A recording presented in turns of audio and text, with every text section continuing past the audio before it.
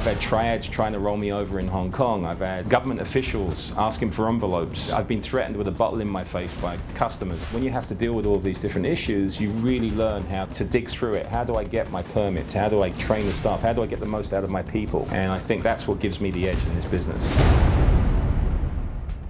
I'm John Green. When I was 17, I moved to the United States, went to high school and university in California, loved it, worked my way through university trying to pay for my beer like anyone else does, and then it became a career. For every bar that opens, 2 close. I've opened successful establishments all around the world. If I come to your city, if I come to your bar, it means you're on the rocks, and I'm the guy that can help you.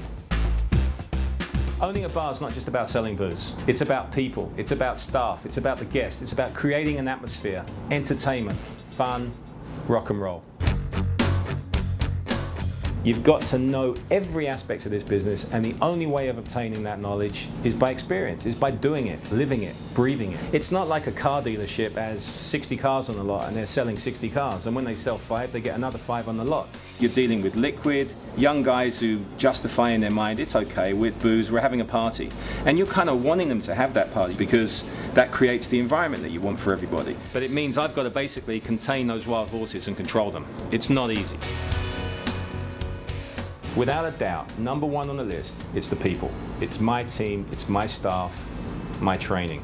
That's what makes it successful. You need a good design, you need good interiors, you need good location. Yes, you need all of those things.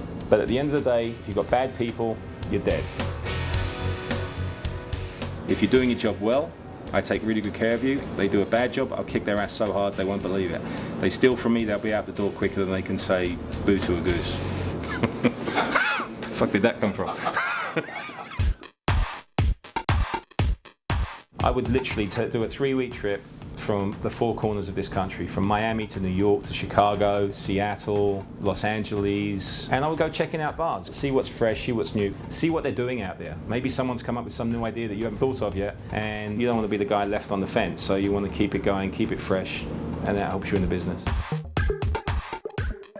When I walk into a bar, it's a little bit like being an android, because the list of things starts clicking away. The way you're received, how clean is the place? Is it organized? What does the back bar look like? Are the bar stools lined up the way they should be lined up? Where is the speed rail? Where are the bottles placed? Where are the glasses placed? Where's the dishwasher placed? The last thing you want is a bartender that's making 3 drinks to do 4 laps around an island bar trying to find bottles and glassware that he needs to make those drinks. Not only is it functional for the bartender, but the guests, the customers sitting at the bar, you want them to look at that back bar and buy the top shelf stuff that are going to make you maximize your revenue.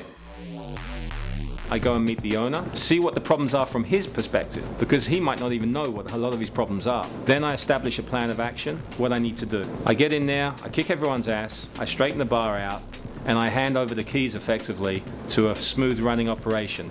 Then it's on them to keep that going. I've never seen a problem in any bar anywhere in the world that I couldn't fix.